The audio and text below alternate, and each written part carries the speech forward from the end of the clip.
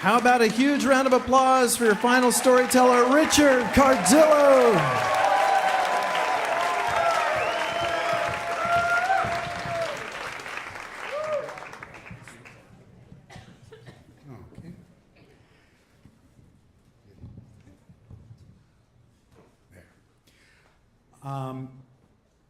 My husband Peter and I first met at the car wash. I'm actually starting this story with a couple of lies. Firstly, it's 1992. Same-sex marriage was decades away.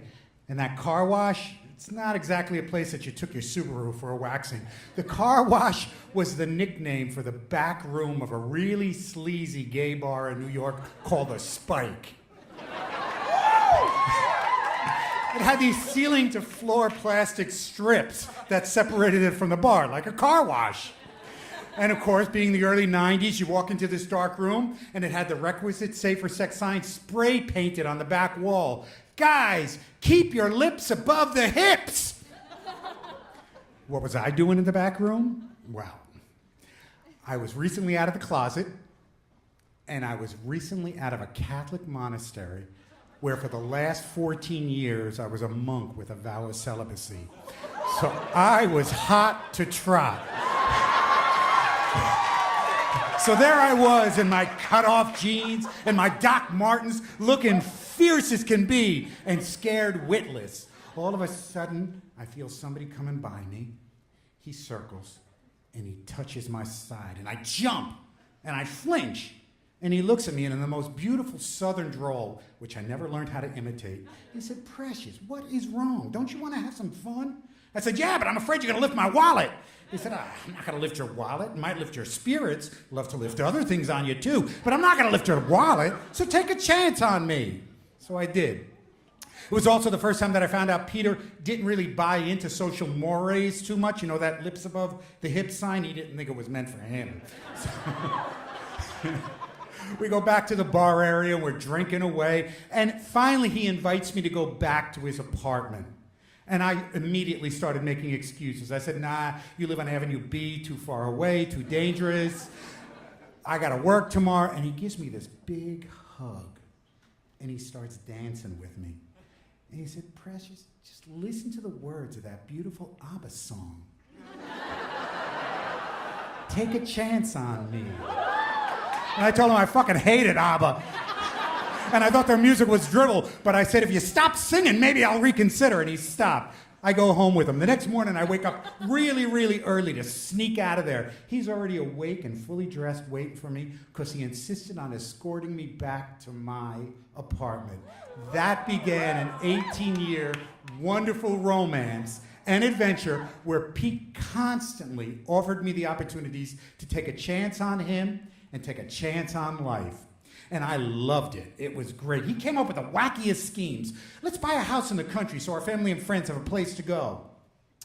Let's invite homeless people to our apartment once a week so that we can have meals.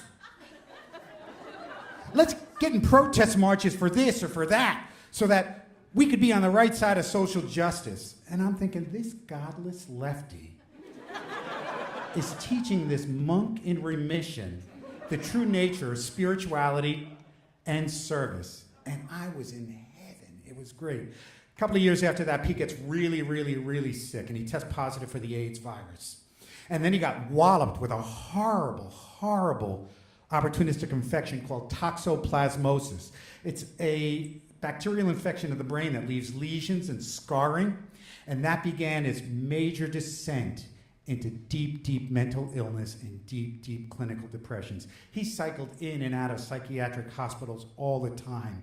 And it pained me to see this gregarious, wonderful man who was so energetic just reduced to this level of despair and darkness. One time I go to visit him and he's crying. I visit him every night. He was crying his eyes out. And I'd say, "What is wrong?" He said, "Richard, all these years I've been asking you to take a chance on me. Now I need to take a chance on you. Please, go out and do what you gotta do for yourself.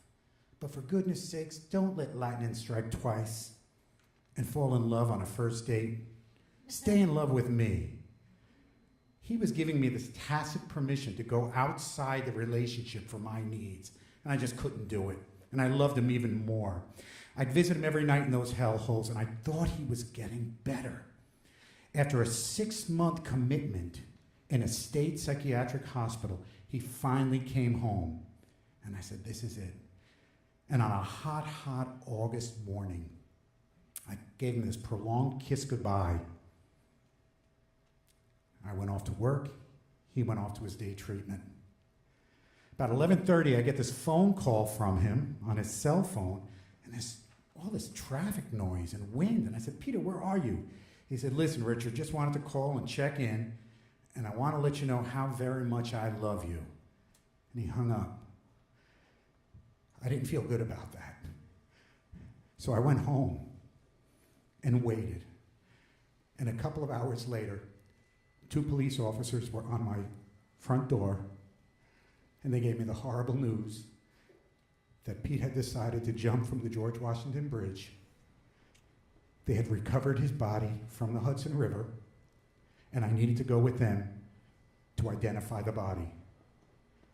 And I just collapsed.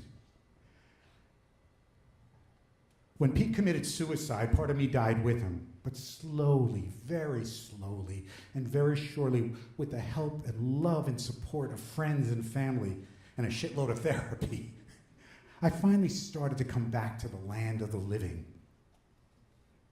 And then I was filled with this gratitude for him, gratitude for this man that taught me how to live and take chances.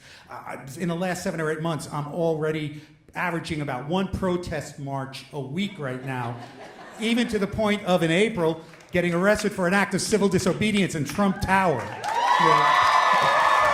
I'm a criminal now. I do all of that in memory of Peter. He taught me how to give this big fuck you to the patriarchy, and an even bigger fuck you to the status quo that keeps people down. He taught me how to keep my eyes and my arms, sometimes my legs, wide open to the power of possibility. And I'm so grateful he left me with a kick-ass anthem, and someday I want to hear a cover of it sung in a really deep Southern drawl. If you change your mind, I'm the first in line. Honey, I'm still free. Take a chance on me. If you need me, let me know. Gonna be around. If you got no place to go, if you're feeling down, take a chance on me. Thank you.